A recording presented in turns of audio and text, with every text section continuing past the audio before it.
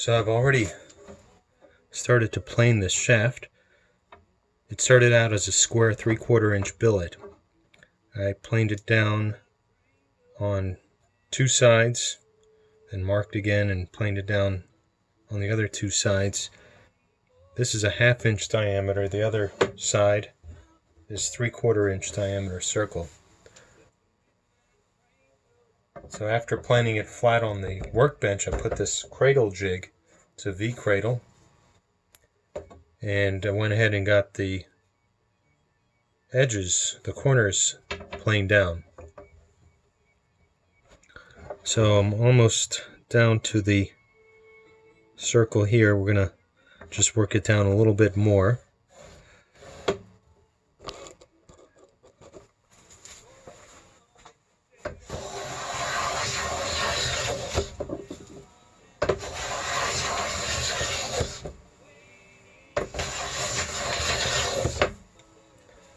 It's said that good shaft makers would be able to plane down to 16 or even 32 sides. We're working on 8 right now. I think we can do 16, but 32 is a little bit of a challenge. The grain has to be really straight, and the club cannot really be bowed, otherwise it's going to fall out of the jig.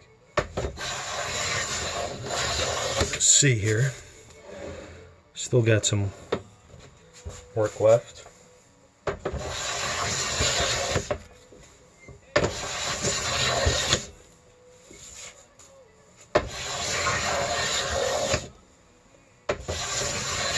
Quite a laborious process. That's why the apprentices typically did this work. That's close enough. In fact, the outer edge of that circle is a 1/2 inch. We'll work it down. Let's see the other side. Oh, we still got some work to do here, so let me get that. Typically, you're going to be working downhill towards the narrower side.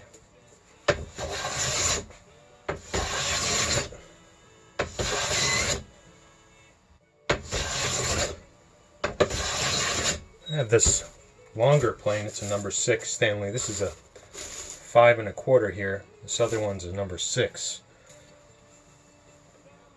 It's going to get it more level. But so you can hear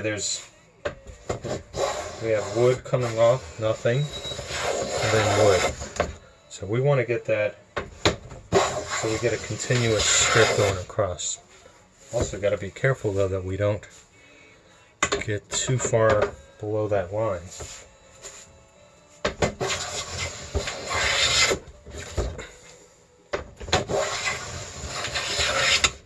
Take one more pass. It's close enough. So we're going to just work a little bit on an angle here and take this off. Seems a little, the grain is really actually going against us here a little bit.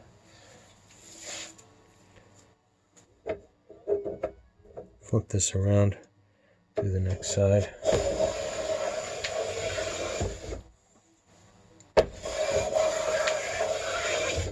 Just taking it off. The more we can take off here, the less work we'll have with the scrapers and sanding. We'll take this corner off too. Quite laborious. This is why when the shafts were made available for purchase, most club makers would purchase those shafts. As you can see, making a shaft is pretty laborious work. So club makers by the 1880s were trying to come up with other methods besides hand planing. One method was using a lathe. Willie Ochterlony described when he was a little kid, before he was an apprentice, of spinning a lathe in Bob Wilson's shop. Presumably the lathe was to make shafts. I'm not sure what else they would use the lathe for. I don't think they had replicating lathes for irons back in the 1880s. Maybe they did. I don't know. But he would he was in exchange for spinning this big wheel, which turned a lathe, he would get something from Bob Wilson, perhaps a defective cleek or a shaft or maybe a ball or something. And so that was the first description that I saw of a lathe in the research for my book. There was subsequent to that, I think when Robert Forgan passed away, there was in his obituary in the golfing annual, they talked about the use of a trapping plane, or what they actually said was a ring plane.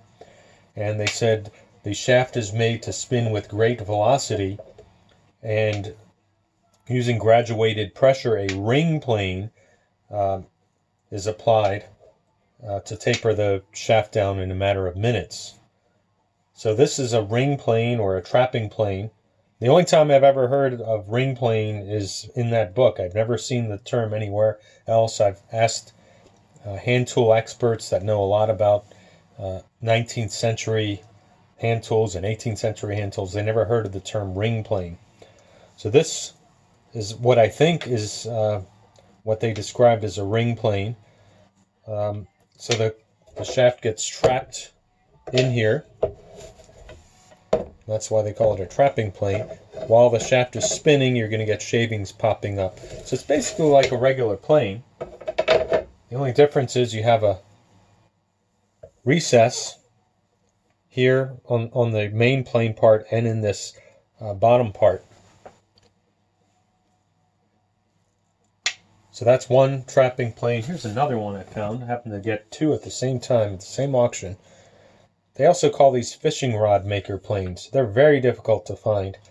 In fact, I talked to a tool expert down in North Carolina who sells these. He never even heard of it. Luckily, about a month or two after I told him about them, he found an auction in the UK that had these both for sale at the same time, so I went ahead and got them. They did, up until about a year or two ago, make this modern version. And this was made by, oh shoot, I'm forgetting the name of the company. But it's a UK company. They don't make them anymore. But this actually works really well. I use it only to finish it off at the end. And all I have to do is maybe sand with some very fine sandpaper when I'm done. So it gives a very clean finish with the shavings just popping off. I'll post a video of that later.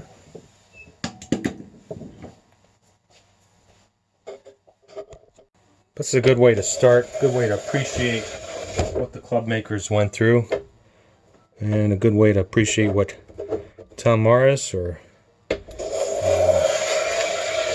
Jamie Anderson or whoever else was an apprentice and how they started off.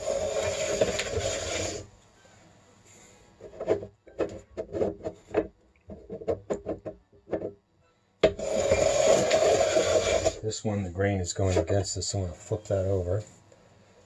Again, if you had perfect grain, you wouldn't have to flip it over. It's hard to get split hickory. When you hear that crunching and when you see the wood starting to rip out, you know you're going against the grain. Let's see what else we have here. Let's get this facet off. Here's one here that I haven't done yet.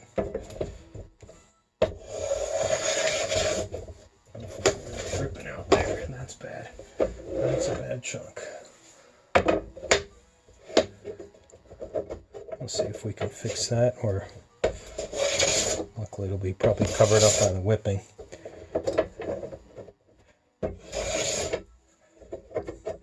Actually, we could plane that off, because that's where the scare joint is going to be.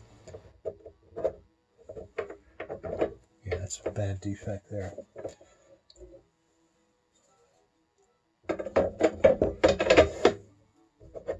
No big deal. I think we'll be able to survive there.